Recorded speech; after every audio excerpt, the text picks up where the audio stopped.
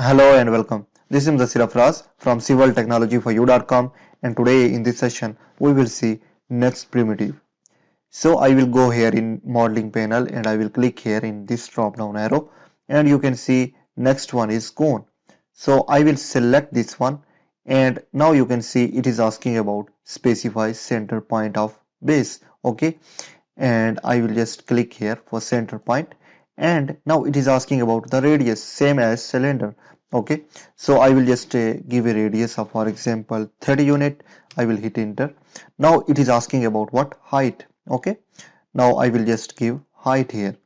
So you can just give any of the point here, as well as you can give just any of height. For example, I want to just give here 50 unit of height and I will hit enter.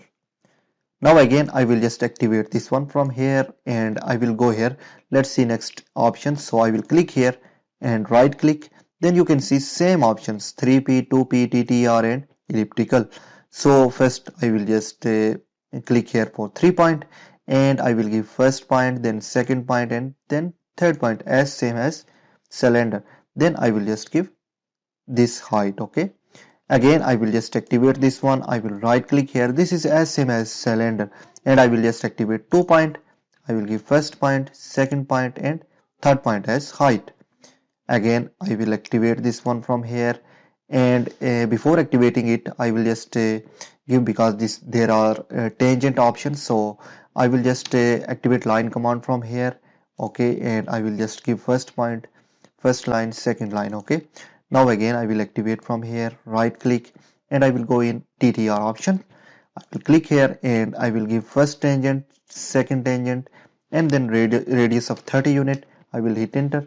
Now I will give height of 50 unit. I will hit enter. So this was TTR option.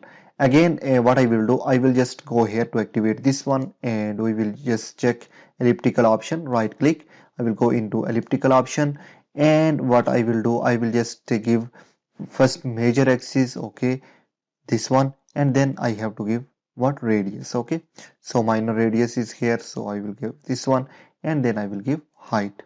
So this was as same as we did in previous video. So from here in visual style I will choose what realistic, so you can see in real view this is the cone. Okay, in realistic view. So I hope you understand this session. I will see you in the next.